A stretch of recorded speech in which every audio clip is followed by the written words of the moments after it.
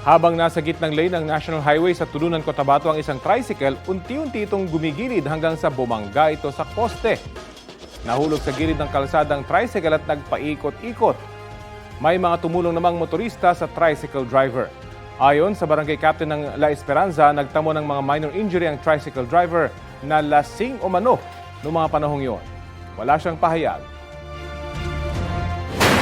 Sa pagharap ni dating Pangulong Rodrigo Duterte sa pagdinig ng Senado sa drug war, inamin niyang meron siyang death squad. Pero hindi niya raw iniutos sa mga pulis na patayin ang mga sangkot sa iligal na droga.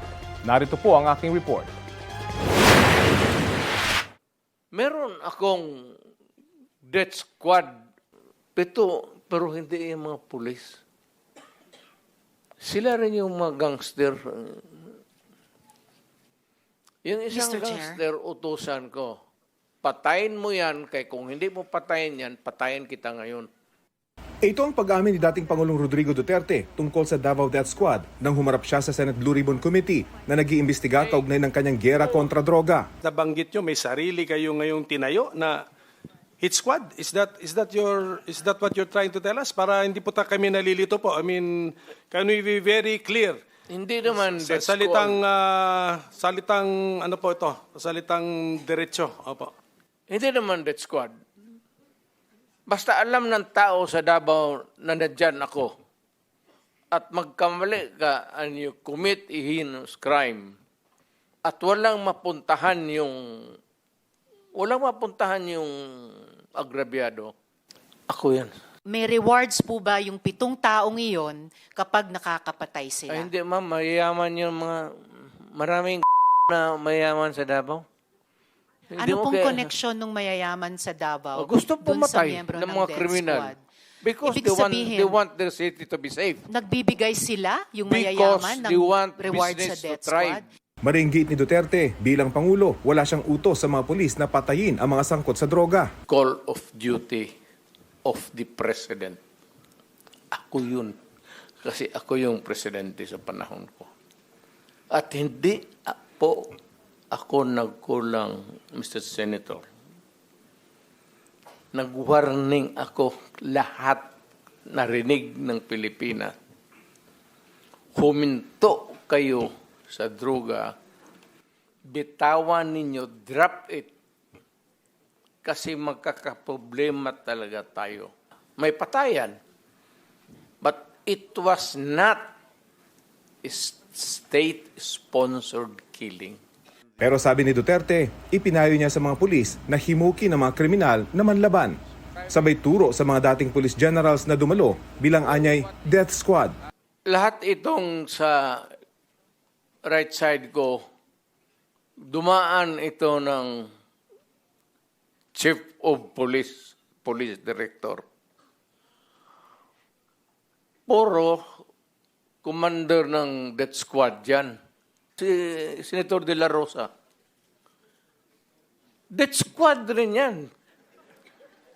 Because they were police directors handling the controlling crimes in the city. So pag sinabi mong death squad, it's a very loose term. I mind very much me being associated with the DDS because during that time when I was the city director of Davao, it was really a problem for us, especially the unsolved killings. I think he's just joking, sir. Okay. Wala po talaga yan yung sasabihin na you kill him, you kill... Wala pong ganun, sir. So it's just a matter of taking things on your hand. We know how President Duterte tells stories. Kapag sinabi niya na, yan, si Bato de la Rosa is a death squad yan.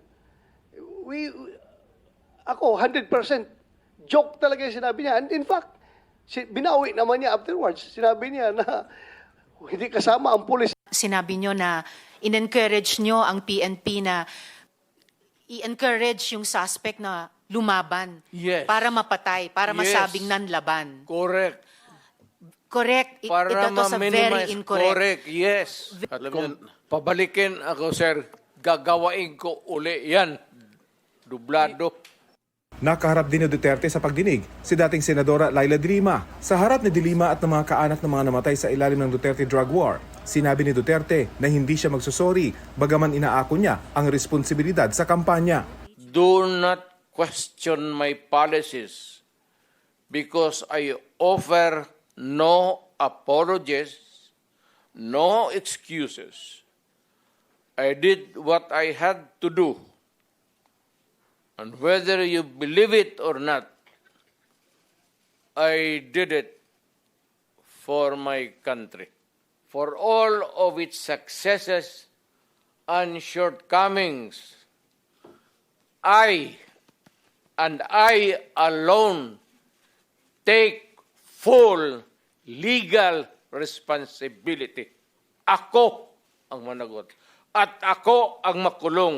Huwag yung pulis na sumunod sa order ko. Kawawa naman, nagtatrabaho lang. He was inducing, encouraging the killings. And it cannot just be purely rhetoric. Kasi sinunod yung mga binanggit niya.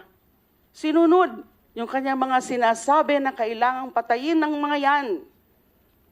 Manlanlaban man o hindi. Sobrang dami naman ata niyan para sabihin lamang na nanlaban lahat. We don't even have the death penalty. There is no honor in punishment like tokhang. It should not be an honor to be called the Punisher when thousands of innocent people, including babies, have died in your name. Hindi kailanman ipagmamalaki ng mga Pilipino ang war on drugs na yan. Nasa pagdinig din ang ilang kaanak ng mga napatay sa drug war, kabilang ang tiyuhin ni Kian de los Santos, ang 17 anyos na estudyanteng binaril at pinatay ng mga pulis sa Caloocan dahil nanlaban umano noong 2017. Napatunayan kalaunan na walang baril at hindi nanlaban si Kian sa mga pulis. Dismayado po ang kapatid ko, Ginoong Tagapangulo, sa nangyari. Hindi pa ho namin nakukuha ng buo ang hustisya. Nanalo ho kami sa RTC. May gawad po na danyos, hindi pa ho namin nakakuha ito. Uminit naman ang diskusyon ng direktang tanungin ng dating Pangulo kung tinatanggap niya ang buong responsibilidad sa pagkamatay ni Kian at ilan pang napatay sa war on drugs. Nagbunga yung polisiya. I take full responsibility Yes, for and that. what about yung bunga ng polisiya na libo-libong namatay kasama si Kian de los Santos? Do you also take full responsibility for that, Mr. No. Chair? No. How about si Carl Anthony Alam mo, ma'am, Nunez? before you rumble on those many things, No, I'm not rambling, Mr. Chair. Very specific yung mga tanong ko. specific ang law. Guilt is personal. Tanong ka muna ng abogado. Okay lang po. Kayang-kaya kong magtanong sa abogado. Sige, tanong ka itanong muna ko ngayon po. before we proceed. No. Hindi tayo I magkakaintindihan have prepared dito. these questions with my Guilt legislative is staff. personal. Yes, it's very personal. Hindi So, mo pwedeng ipasa sa iba yan. no, hindi po ito pagpasa. Ah, Iniimbestiga kaya nga. po ng Blue Ribbon yung war on drugs at yung naging bunga na extrajudicial killings dyan. Now, let me ask you about Carl Anthony Nunez. Do you take responsibility for his death? Hindi mo nakuha yung yung policy ng presidente. Nakuha ko po, policy I maker was din po talking ako. about the policy. I take full responsibility yung sinabi ko na war on drugs. You said, Pero sir, kung you can magpasok- hold me magpasok ka responsible ng for any death. specific crime, Yes, sir. You spoke hindi about pwede yan. You spoke about At specific saka, crimes. kung sabihin ko, I will take full responsibility, magdating tayo sa korte, hindi naman tatanggapin yan. Well, Mr. Chair, and if the resource person could keep his volume and pitch to a normal Mr. Chair, trying level. to pin me down on Mr. Chair, you are pinned down by your own statements you of cannot. October. You have to pin me Mr. down Chair. I'm not trying to pin you lawfully. down The on exchanges air. are no longer productive. Mr. So hearing Chair. is Do not pin me suspended. down on semantics. Naungkat din ang ibinunyag ni retired Colonel Ruina Garma na meron umanong reward system sa mga pulis nang ipatupad ang drug war. Sagutin kita ng ganito. Bakit ako magbayad sa kanila? Trabaho mo nila yan. Dumalo rin sa pagdinig si dating Mandaluyong Police Chief, Colonel Hector Grijaldo. Sabi niya, inutusan siya ng House Quad Committee na i-confirm ang sinasabing reward system. Kung Dan Fernandez put the paper he was holding on the table and told me, ito ang sasabihin mong statement na ito. Ito ang supplemental affidavit ni Colonel Garma. sabihin mo, alam mo ang reward system. I-confirm mo lang. Parang Am I correct? gusto nilang magsisinungaling po ako, Your Honor. Mariin naman ito itinanggi ni na Congressman Dan Fernandez at Benny Abante. Tinawag na kasinungalingan ni Fernandez ang pahayag ni Grijaldo. Ayon kay Fernandez, pinatawag si Grijaldo dahil ayon umano kay Garma ay kaya niyang suportahan ang kanyang pahayag tungkol sa reward system. Pero di naman daw pinili si Grijaldo nang sabihin niyang wala siyang alam tungkol dito. Sabi naman ni Abante, wala siyang pinilit na pumirma sa anumang affidavit kapalit ang posibilidad ng promotion. Sa pagdinig ng Senado, pinabulaanan din ni Ermina Espino alias Muking ang aligasyon ni Garma na noong Assistant Secretary sa Presidential Management Staff si Espino ay siya ang naglalabas ng pondo para sa pabuya. Itinanggi rin ang ilang dating naging PNP chief sa Duterte administration, kabilang si Senador Bato de la Rosa na nagkaroon umano ng briefing sa pagitan nila at ni dating Colonel Edelberto Leonardo tungkol sa drug situation ng bansa bago sila maging hepe ng pulisya. Rafi Tima nagbabalita para sa GMA Integrated News.